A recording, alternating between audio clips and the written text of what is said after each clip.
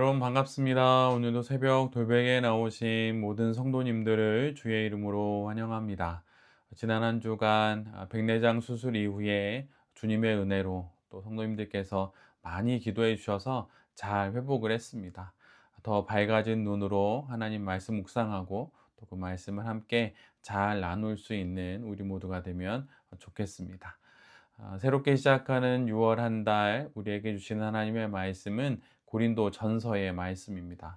오늘은 고린도 전서 1장 5절로 8절까지의 말씀을 함께 보도록 하겠습니다. 여러분은 그리스도 안에서 모든 면에 풍족하게 되었습니다. 곧 온갖 언변과 온갖 지식이 늘었습니다. 그리스도에 관한 증언이 여러분 가운데서 이렇게도 튼튼하게 자리 잡았습니다. 그리하여 여러분은 어떠한 은사에도 부족한 것이 없으며 우리 주 예수 그리스도의 나타나심을 기다리고 있습니다.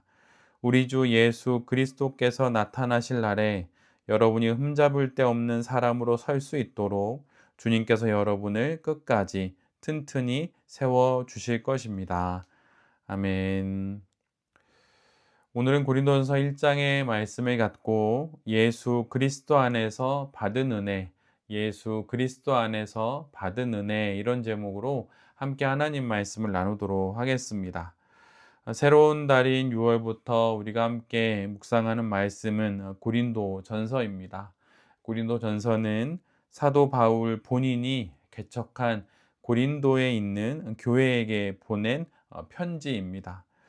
그 교회는 심각한 내분과 또 윤리적인 혼란에 빠져 있게 됐는데 그 소식을 전해들은 사도는 목회적인 관점에서 편지를 쓰게 됩니다. 그것이 바로 고린도 전서입니다.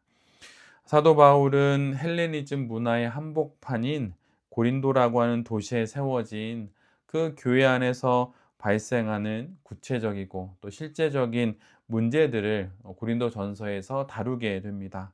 분열과 분파, 또 어떤 소송의 문제들, 성적인 타락과 결혼과 이혼, 또 우상 숭배와 또 우상의 제물에 관한 것, 또 예배의 무질서와 부활 논쟁 등등 한 교회가 겪을 수 있는 많은 문제들을 사도 바울은 모두 다루게 됩니다. 그런데 사도는 교회 안의 이 문제들을 단순히 실용적이고 또 사회적인 차원에서 접근하지 않습니다. 그는 모든 문제의 근원을 복음에 대한 오해에서 찾습니다.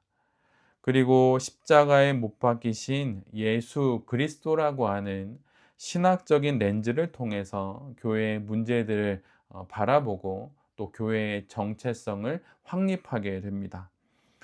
그러한 내용이 고린도 전서이게 되는데 오늘은 그 첫 부분으로 인사말을 통해서 그 내용이 시작이 됩니다. 그 인사말은 다음과 같은 내용인 것이지요. 하나님의 뜻으로 그리스도 예수의 사도로 부르심 받은 나 바울은 사도 바울은 사도로 부름을 받은 자신의 인생 그것을 놓고 그 이유를 설명함에 있어서 하나님께서 자신을 부르셨기 때문이다 이렇게 말합니다. 하나님께서 부르셨기 때문에 많은 어려움과 시련 또 포기하고 싶은 그런 마음과 이제는 정말 끝이다 라고 생각되어지는 그 순간도 지나갈 수 있었다고 사도는 그렇게 이야기합니다. 성경에는 소위 사도 바울의 고생담이라고 하는 말씀이 기록되어 있습니다. 복음을 전하면서 사도가 겪게 된 많은 시련들을 아주 자세하게 기록해 놓은 그러한 말씀입니다. 웬만한 사람이라면 그 모든 고생을 겪었다면 자리에 주저앉거나 체념하거나 포기할 수 있을 것 같은데 사도는 그렇게 하지 않습니다. 아니, 정확히 말하자면 그렇게 할 수가 없었습니다. 그것은 바로 바울이 사도로 부르심을 받게 된 그 근원적인 이유가 바로 하나님의 부르심에 있기 때문입니다. 우리 역시도 마찬가지입니다. 하나님의 뜻 가운데 바울을 사도로 부르셨듯이 하나님도 우리 모두를 부르셨습니다. 다양한 삶의 자리에서 다양한 역할을 감당하도록 우리 모두를 부르신 것입니다.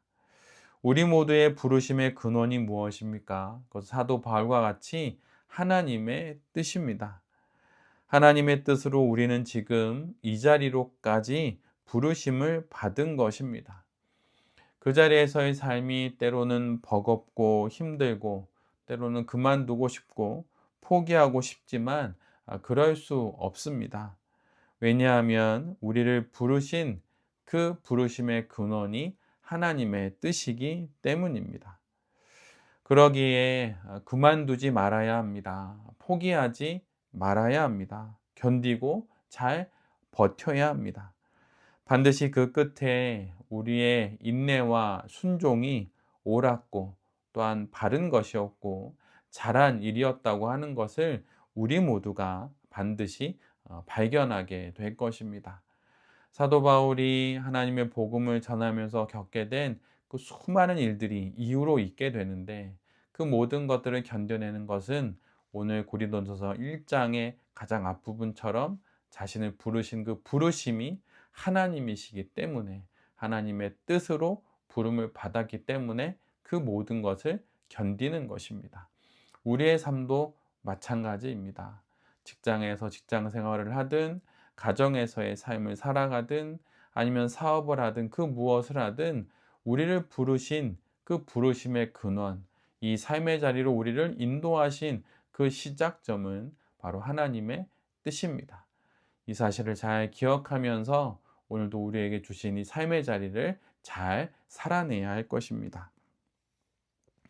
오늘 본문의 뒷부분을 보면 사도는 여러 문제를 겪고 있는 고린도 교회를 향해서 가장 먼저 일깨우는 것이 있습니다. 그것은 바로 그들 모두가 예수 그리스도 안에 있다는 사실입니다. 오늘 본문은 총 9절인데 그 9절 가운데 11번에 걸쳐서 예수 그리스도라고 하는 단어가 나옵니다. 사도는 교회의 모든 시선을 예수 그리스도에게로 모아서 이 어려운 난국을 타개하려고 합니다. 그리고 더 나아가 사도는 예수 그리스도 안에서 고린도 교회가 받은 하나님의 은혜를 생각하라고 말합니다. 그리고 구체적으로 세 가지 은혜를 기록합니다. 첫째는 고린도 교회는 그리스도 예수 안에서 모든 면에서 풍족하게 되는 은혜를 받았습니다. 특별히 온갖 언변과 온갖 지식에 풍요롭게 되었다고 그렇게 말합니다. 이것은 1세기 그리스 로마 사회를 배경으로 사도 바울이 이야기를 하는 것입니다. 당신은 수사적인 언변과 철학적인 지식을 매우 높이 평가했고 또 그것을 통해서 그 사람의 사회적 신분이나 또 그의 명예나 권위가 결정되기도 했습니다. 이 영향을 고스란히 받았던 고린도 교회 성도들 역시 화려한 연설에 열광을 했고 현란한 말솜씨에 마음을 쉽게 빼앗겼습니다.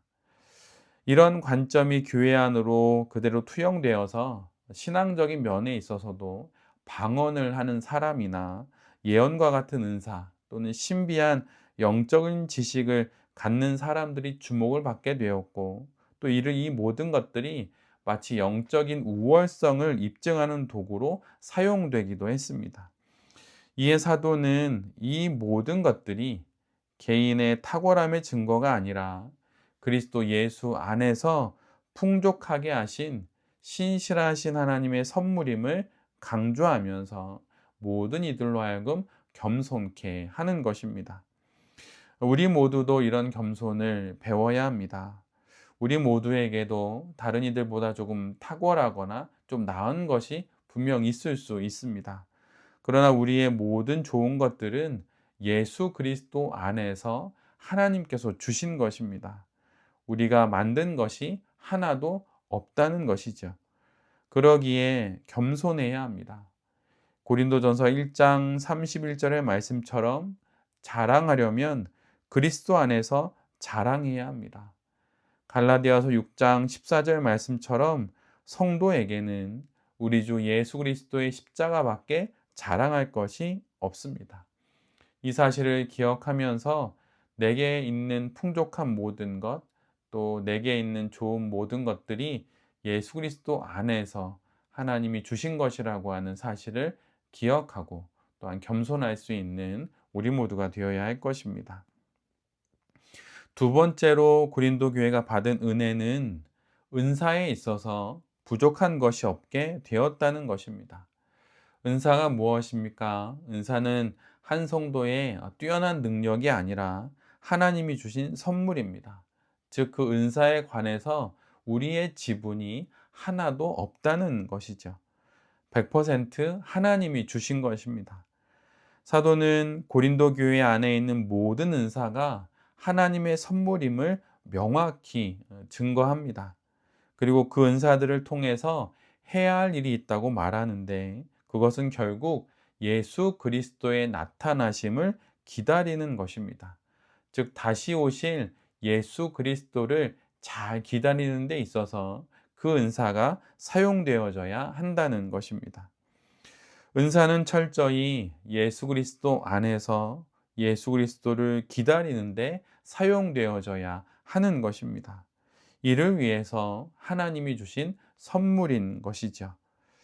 우리에게 주신 은사를 통해 내 자신이 빛나는 것이 아니라 다시 오실 예수님을 기다리는 그러한 것에 사용돼야 한다는 것을 우리 모두가 잘 기억해야 할 것입니다. 또한 오늘의 본문을 통해서 우리가 은사에 관해 기억해야 할 것은 우리 모두에게 은사가 없다고 말하지는 않아야 한다는 것이에요. 예수 그리스도 안에서 은사가 부족함이 없었다고 오늘 말씀은 증거합니다. 예수님을 그리스도로 영접한 이상 우리 모두에게는 은사가 있습니다.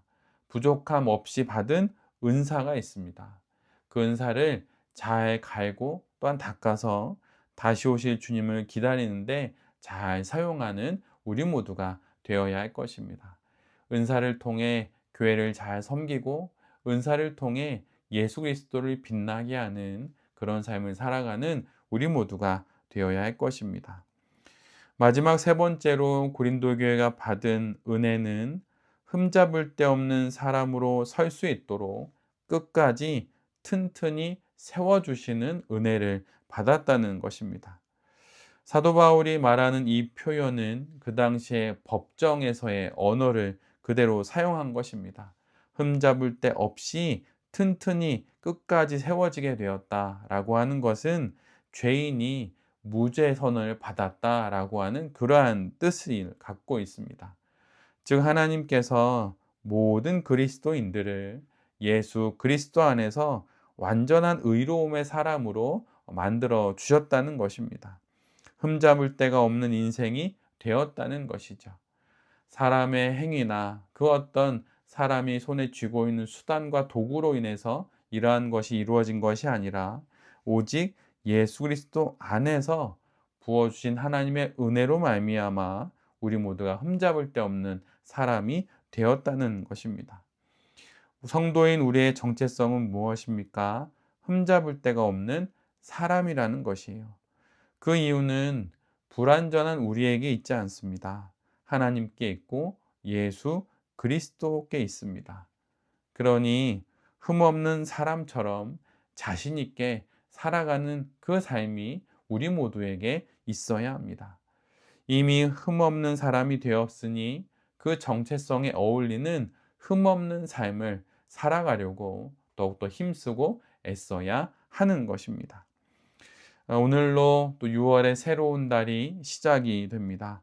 이 달에 하나님께서 예수 그리스도 안에서 부어주신 이 많은 은혜들을 기억하면서 거룩하게 또한 신실하게 힘내어 살아가는 우리 모두가 될 수 있기를 간절히 기도드립니다. 아멘.